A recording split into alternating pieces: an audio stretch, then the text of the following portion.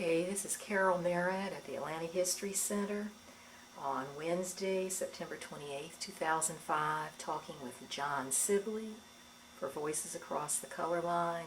Mr. Sibley, thank you so much for coming and sharing your story with us. And of course, the Sibley name is a very prominent name in Atlanta. I'd like you to begin by just telling me which Sibley you are, and something about your family background, and then we can go into your experiences. Well, my name is John Sibley. What the birth certificate says is John A. Sibley III, just to place me. My father was John Sibley, not Junior, because there's an explanation of where the Junior went, maybe more than I need to get into. But I grew up in Atlanta, born and raised, so it's been my home place all my life. I've been away for college and law school and some time in the Navy, but otherwise I've always lived in Atlanta, and have got my professional training as a lawyer. Practiced law for about 11 years, but most of my career I have been involved in public policy in one way or another, particularly at the state level. And so I moved onto the staff of Governor Joe Frank Harris after practicing law for a while, and since then have never gone back to the private practice of law, but have done a variety of things, other things, some related to public policy, one including running a dairy farm for a while, so it's been a few things that I've dabbled in, I guess. So I understand you were also at the Georgia Conservancy. For 7 years I was the president of the Georgia Conservancy, which is a statewide nonprofit environmental organization. Okay. And now? Now for the moment, I'm a full-time volunteer for the Atlanta Symphony Orchestra, trying to help get a new symphony center built. I think of that as sort of a sabbatical. I think I'm too young and too poor to not be gainfully employed, but for right now I'm volunteering. Okay. Tell me just a little bit more about your family's background. Your father, was he also a native of Atlanta? No, my father is a native Georgian. He grew up really in Milledgeville, Georgia. Came to Atlanta as a lawyer in, gosh, you know, these years don't stay with me, but in probably something like 1918 or in that range. Settled in Atlanta as a lawyer after that, and really spent the rest of his life as an Atlantan. My mother was from Philadelphia, and from quite a different background altogether. Okay. Well, what was it like living in Atlanta? If you came up in the mid-40s. Yeah, well, I was born in 1945, so up until the 50s I wasn't aware of much. I'm a child of the 50s, so my schooling and growing up years were in the 50s in what was then a much smaller southern town. And then in '63 I graduated from high school and I went to New England for college and law school for several years. Okay, and which college and which law school? I went to Wesleyan University in Middletown, Connecticut, and then Yale Law School in New Haven, Connecticut. Okay, so having been born and raised in a southern city, Well, how did the experience differ when you went off to school in Connecticut? well, I was raised in a totally segregated world. The thing is, I don't remember going off to school as that much of a culture shock, though in Connecticut it was not a totally segregated world, so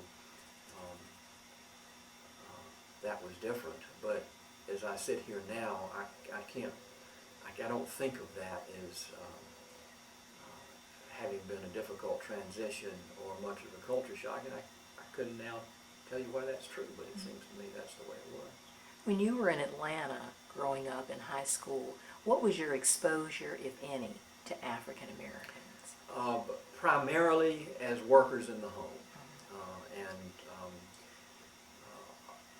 during all of my growing up, I lived in a home where during all of my growing up there were workers in the home. I think probably the language of the time was maid and cook. There might, I can't remember from time to time, there might be a maid and a cook at some time, or there might be one person who was sort of filling those functions, and there might have been some time when they were unfilled. But basically throughout my upbringing, those functions in the home were filled by African Americans. Okay. So of course there wouldn't have been any exposure at school, but what about when you got to Connecticut, where that was a time when there probably weren't even a lot of blacks at Wesleyan or Yale? Yeah, I would say not a lot. I don't remember the numbers. There were African Americans as students at both places, but certainly not in large numbers at that time. Okay. Wesleyan at the time sort of prided itself as being the least conventional, or the most progressive, or however you want to put that, of the sort of smaller middle liberal arts colleges of the day. Is that why you chose it? It may be, to some extent. I mean, I actually chose it in part because I went there on a college tour on a beautiful, crystal clear winter day when there was a soccer game being played, and I played soccer, and I sort of fell in love with the place. But I think part of the aura of the place for me was that I was aware that it was less conventional than some other things that others thought maybe were the places I ought to go, and I think that was part of why I liked it. Okay. And the choice of Yale?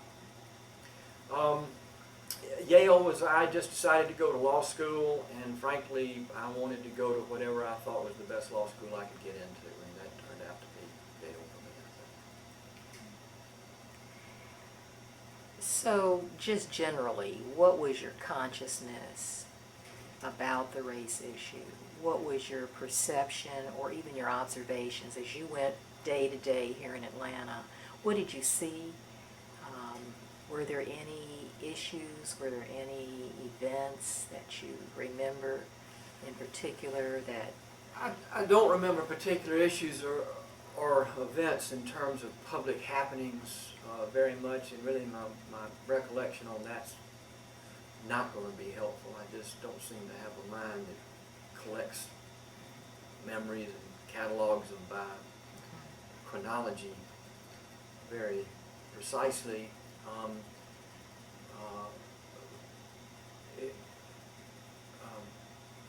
Were you aware of segregated? Yeah, yes, I was. Segregated facilities? Yes, I was aware of segregation. I was aware of that African Americans were in a significantly different status. That's just how the world was. I'm not sure I felt great sense of personal outrage about that in the 50s. The one thing I am aware of is that at times it became, without harmful intent on anybody's part, it worked itself out in ways that seemed to me, in my associations, sufficiently demeaning that it just seemed to me wrong.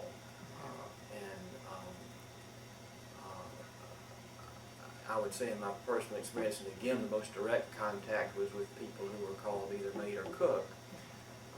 I think it would be fair to say that the people who held those functions in my family's home were well treated and generally sort of personally respected and encouraged to do other things, and it was the case that some who worked in our home in that way, went on with encouragement and help from the family to higher education and that sort of thing. But still, to me, there was built into the fabric of things a sensibility that did not mistreat a African American or a maid or a cook really in any way, and I think it was all kindness, but there was still built into the sensitivity an understanding of difference, or a sense of difference, or a sense of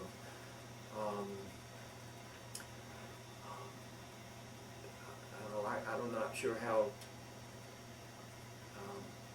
to say this, but the people who served in our home, and another word that would have been used was servant. That was a part of the language of the time, and it seemed to me at times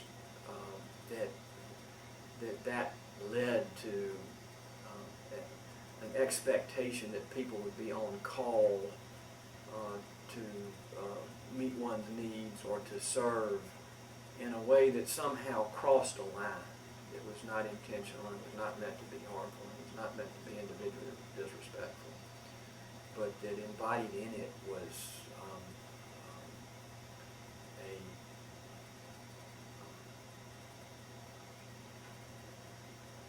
aspect that really troubled me, and I'm not sure I could have articulated, and I certainly didn't respond to it with outrage or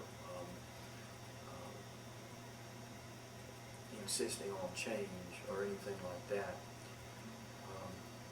But sometimes part of that, well, I guess the main example that troubled me had to do with my family always had a sit-down meal. 6 o'clock every night, family gathered, sit-down meal, a served meal. It was the old style. You didn't have the kitchen and the living area and the dining area sort of all one space, as is more common today.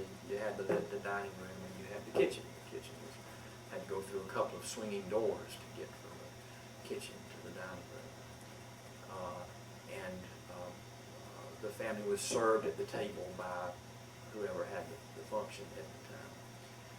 And at times the feel of that troubled me to the point that sometimes I'd go eat in the kitchen because it was just more comfortable to be with that person as a person in their space. To eat in the kitchen with the servant? Yeah, okay. yeah, and I didn't make that a practice or a habit, but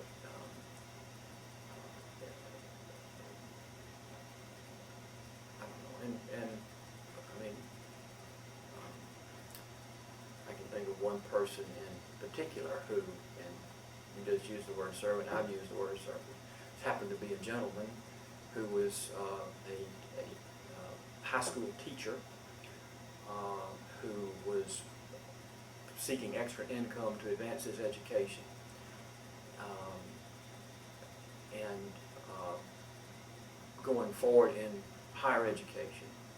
Very able, bright, wonderful gentleman who happened to be also, and a very able cook. I mean, he had cooked, as I recall, in professional settings or restaurants or however one does that. But he would be our cook, and then a part of that role was serving the family at table at the 6 o'clock meal time. And there were times that there was discord for me in that. And he was good company and a great guy, and I liked being with him better than being served by him. And so, you know, I didn't have much consciousness raised in the 50s. I was a child of the 40s and 50s. It didn't arise in me as personal outrage. There was something about the sensibility of the time that crossed some line that I couldn't have described but seemed to be there. And I guess, though I've never articulated this before or had the thought sequence come before, but I suppose for me, and this doesn't speak that well of me, but when that discord or aspect of the times that was not comfortable to me, I guess got more intense when I knew that the person I was relating to was a high school English teacher who was studying to advance himself and was there trying to find a way in the economy of the time to make the extra buck to do that. And I guess he is, as we've talked, come back to me as sort of probably the particular individual case that focused that the most for me, though that would have been true with other people who had worked in our home in similar kinds of ways. So when your father was chosen to be chair of that Yes. committee, the General Assembly Committee on Schools Yes. in '59, you were barely in high school? Yeah, it really, well, hope I've got my dates right, but I think that was the main work of what came to be called the Sibley Commission. I think was in the spring of 1960, and that the hearings around the state. And that was just at the time I turned 15, which I think actually would have put me at the end of the 9th grade. Okay. So I was a 9th grader observing that. So what was your handle on that? How did you react, or how did you understand that? Well, I think at the time it was mainly just cool that I had a daddy who was on TV a lot. I mean, really. And I now think he was putting his life on the line. And I didn't understand that at the time. I really didn't. It was just sort of the excitement of having a daddy on TV.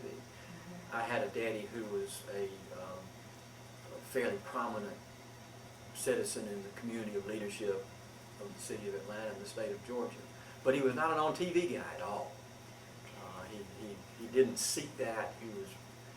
His style and personality did not move him toward the limelight.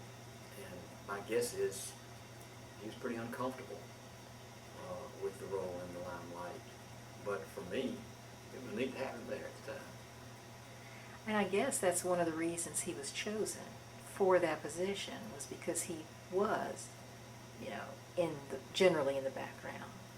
I suppose, that kind of thing, because he was, I was very aware that he was in some sort of circle of leadership. I didn't know what that meant, but it was a very prominent part of my awareness and my interest in the world around me, that my father was within some sort of circle of leadership that I didn't really understand, but I knew was there and I knew he was in it. And I took great interest in that. I mean, I was sort of fascinated by that, which is a part of the reason I think my degree in college was what at Wesleyan was called government, but that means political science. And that my entire career, though I've been lawyer and dairy farmer and environmentalist and a lot of other things, the connecting thread almost all the way through is public policy at the level of the state of Georgia. I've done that in a lot of different ways as I've come through my career, and I'm continuing to do it now, actually. And I really think it was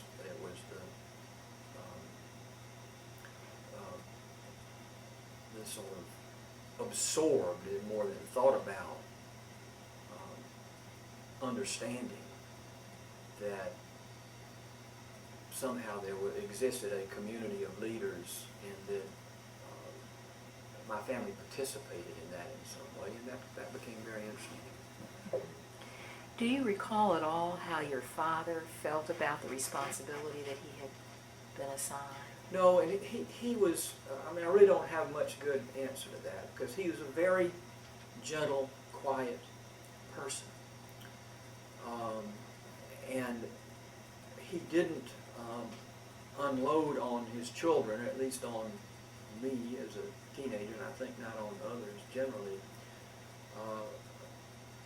whatever sense of burden or whatever sense of prominence or what other might have been aspects of that, we didn't get much, or I didn't get much.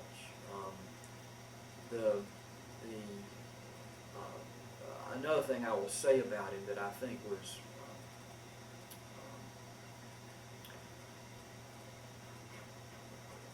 significant in the Sibley Commission and how he handled that was that I grew up as a part of a large extended family. My father was one of 10 children. Not in every situation, but those children tended to have significant families, which had significant families, and there was so I grew up with a lot of kin around one way or another who had a gathering place my whole life out in Cobb County in a cabin on what was then a farm on a dirt road, probably not 15 miles from where we sit in the suburbia now, but not then. And there was every Saturday a free y'all come gathering, fried chicken and country vegetables lunch served. And people would come, and family would come, and friends would come who were treated as family and considered themselves family or considered family, would all come and gather, and it might be 10 one day, it might be 40 another day, just so we never knew there was enough fried chicken for whoever showed up. And my father was the patriarch of that group, and that was real clear. I mean, it was real clear that he was the guy in charge, not that he tried to wield a lot of authority or anything like that, but he was the dominant figure in that group. Everybody who came, pretty much no matter what the age level and what the relationship, whether kin or friend or whatever, called him Papa. He was just Papa to the whole group. But one of the things that I always notice about that is that the smallest,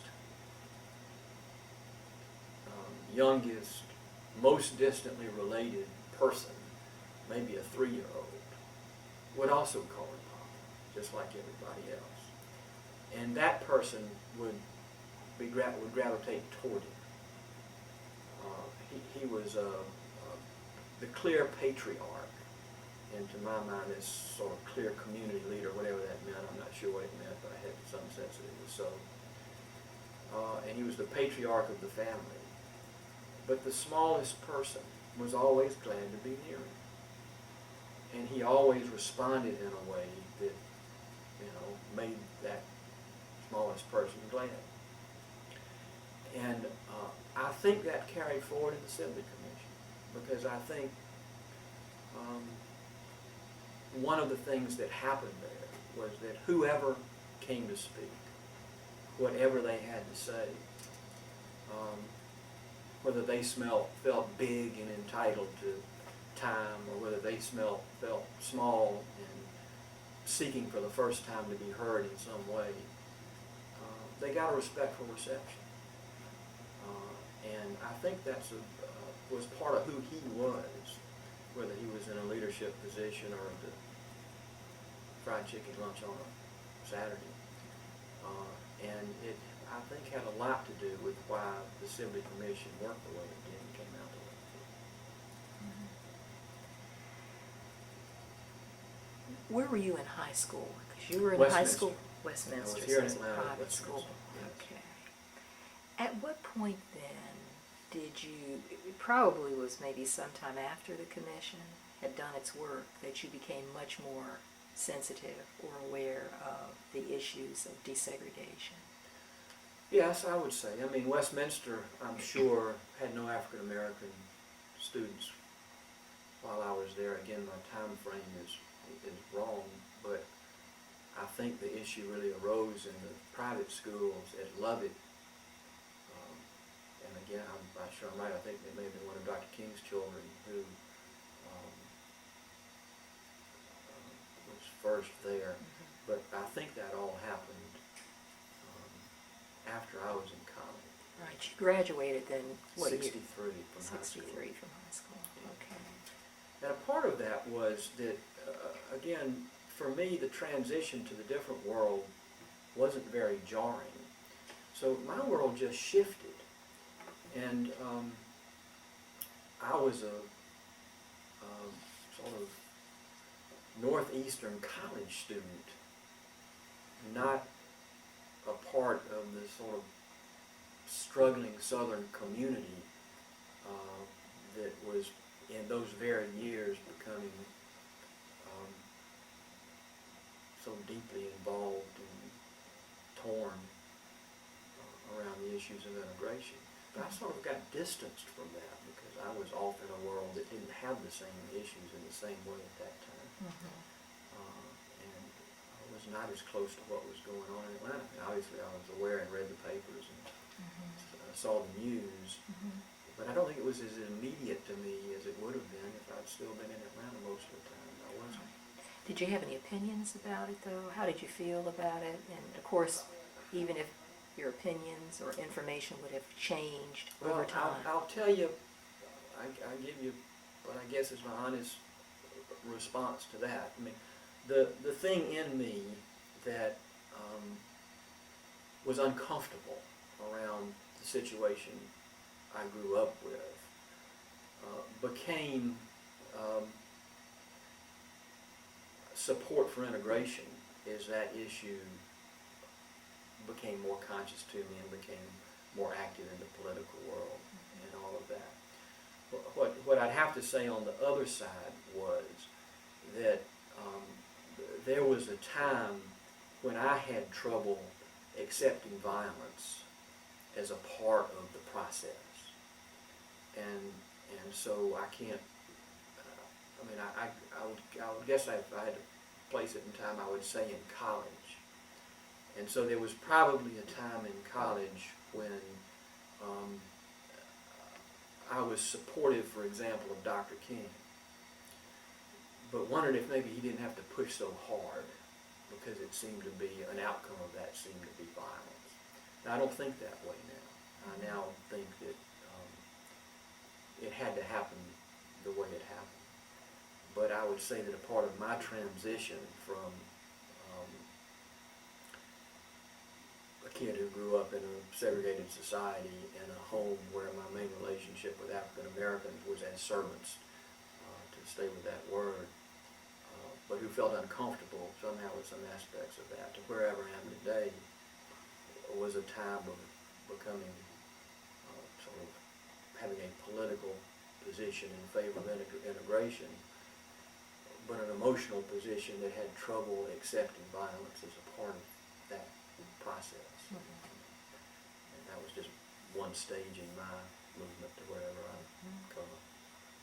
Do you think that's maybe partly just because the greater exposure and the experience of seeing how in some respects integration could be smooth, that affected your change, or is it just growing up, getting older, I think it's growing being more up. exposed? I think for me it's just my growth around the particular issues that we're talking about. Yeah. And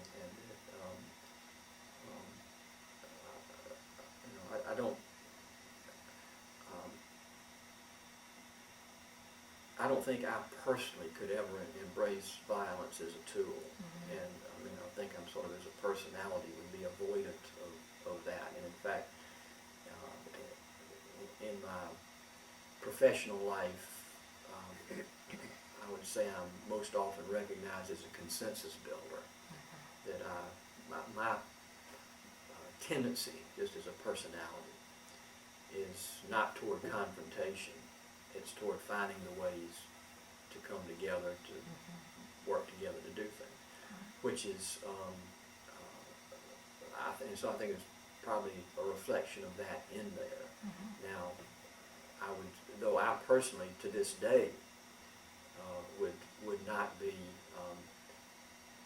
a very good leader in a situation where confrontation probably had to be a piece of it. But I can recognize now that in situations where probably confrontation has to be a piece of it, and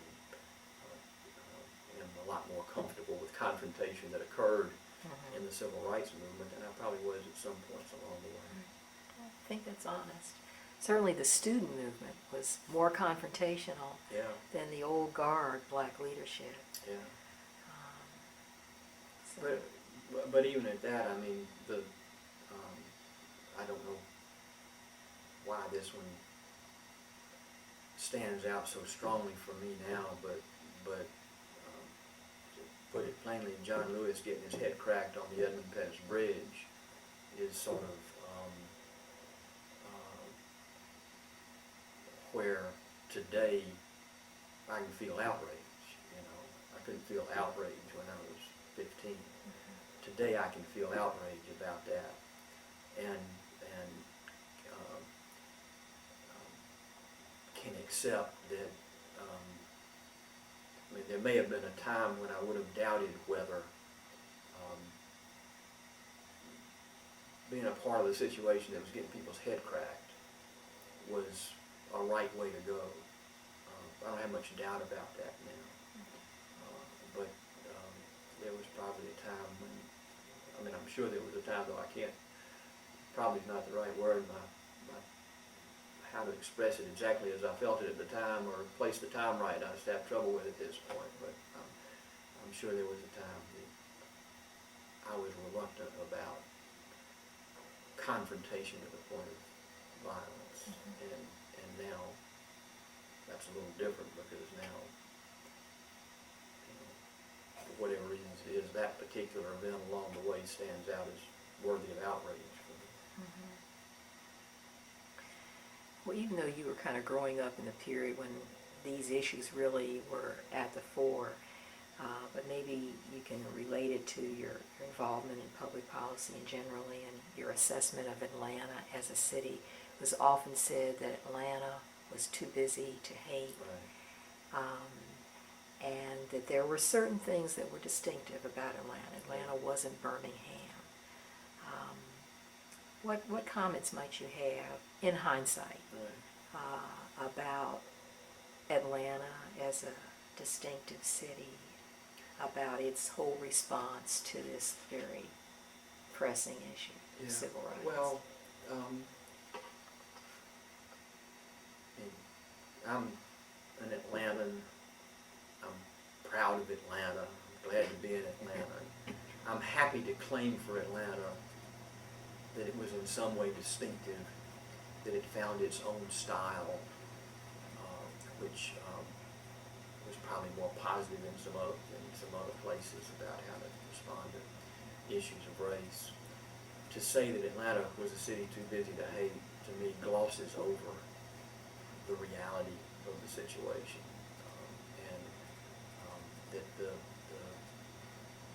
race is sort of a fundamental underlying driver of what happens in our community tends to get glossed over even until today. And that kind of slogan, while capturing some civic pride in the way that our community approached those issues, is probably legitimate, I think, at the same time. May gloss over the issue to some extent. Now that you're and have always, for a long time, been involved in public policy, you can see how issues are raised, how issues are resolved.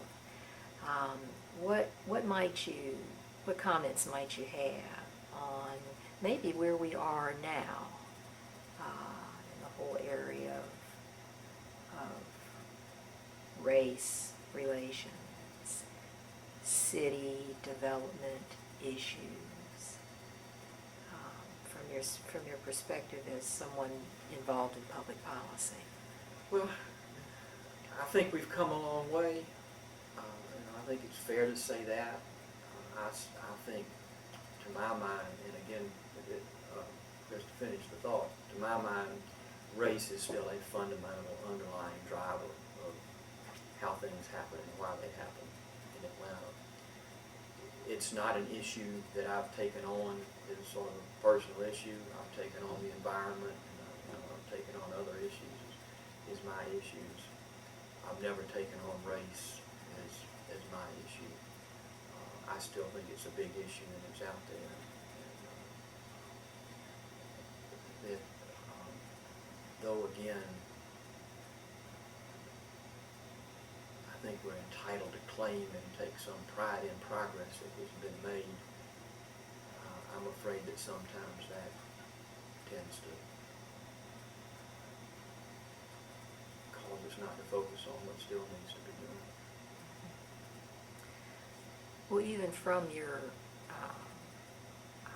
work in the environment and your work with the Woodruff Arts Center, Yeah. even the issue of race is still relevant. And so, do you have any suggestions as how it may be addressed? We have a city that's the boundaries of the city itself largely black, an outlying area that is largely white. So I mean, I agree, we're still working with the same issues.